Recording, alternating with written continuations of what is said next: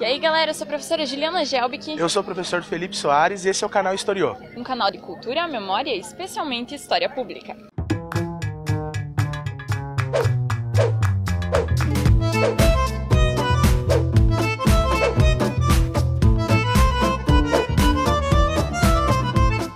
O canal Historiô saiu de Ponta Grossa e está aqui no Parque Histórico de Carambeí, onde acontece a 9ª Festa dos Imigrantes. Por volta do século XIX e primeira metade do século XX, o Brasil foi porta de entrada de migrantes de diferentes nacionalidades, como portugueses, espanhóis, poloneses, ucranianos, japoneses, alemães, russos, libaneses e holandeses. Enfim, diversas nacionalidades diferentes, que vieram para o Brasil, que desembarcaram aqui com o sonho de construir uma nova vida.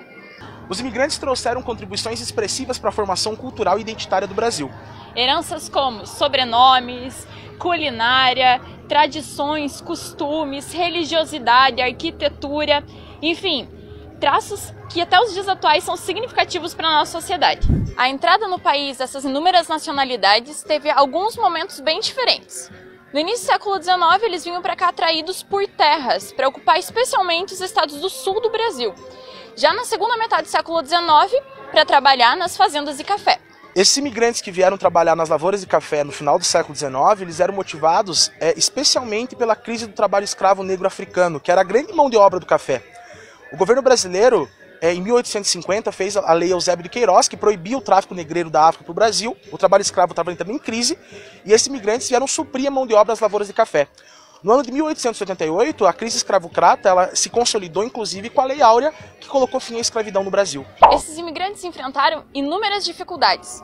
Adaptação à nova terra, exploração do trabalho, dificuldades econômicas, enfim, inúmeros desafios. Além da questão das terras e também da mão de obra nas lavouras de café no século XIX, muitos imigrantes vieram ao Brasil incentivados por uma política chamada de eugenia. O que é a eugenia? A eugenia era uma ideologia compartilhada pelo governo brasileiro e também pela elite brasileira no século XIX, que queria um melhoramento da raça, um branqueamento da população brasileira, que era majoritariamente negra.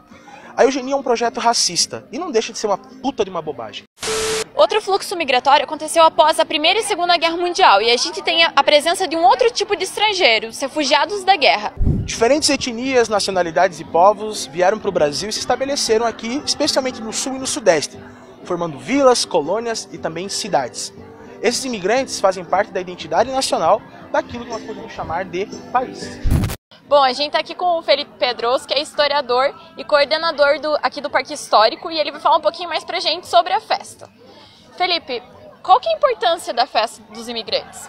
A importância da festa dos imigrantes para Carambeí, para a região, eu acho que é justamente por se tratar de um museu a céu aberto, onde nós tratamos essa pluralidade cultural. Então aqui vão ser retratadas essa diversidade étnica e vai ser valorizada de uma forma de uma celebração, toda a forma de cultura, arte, dança e música dessas etnias representadas aqui. E quais são as etnias, os grupos de imigrantes que estão sendo representados aqui na festa hoje?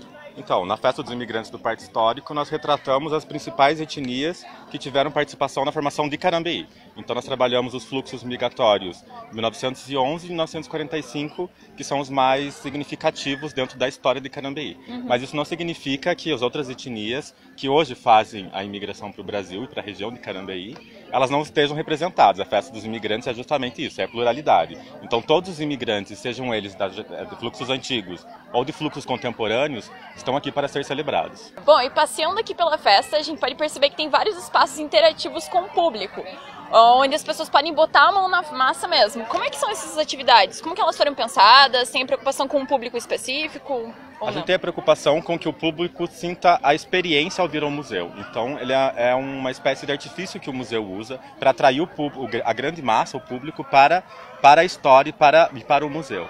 Então, o público vai ter uma experiência diferente, uma viagem no tempo.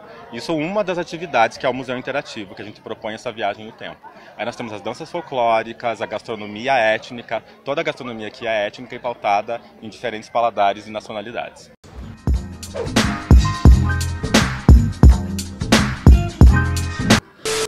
Lá na tua cidade, Teópolis, tem uma comida que você sempre come lá, que é a luz, né? A Lushki? Ah, é a Lushki. Tem uma comida que eu gosto de imigrante que é polenta, cara. Eu sou viciado em polenta. Que é italiana, né? Eu gosto de pirogni. Puta, eu nunca curti muito pirogue. Pra quem Ponta Grossa, nossa, é fama pirogue, né? Todo mundo gosta de pirogue. E vina. Você gosta de... Vina, Lá fala vina. vina também? Fala vina? Claro que fala vina. Vina? Vina. Eles tomam vinho de colono. De colono. Tomar um garrafão de vinho pros colonos.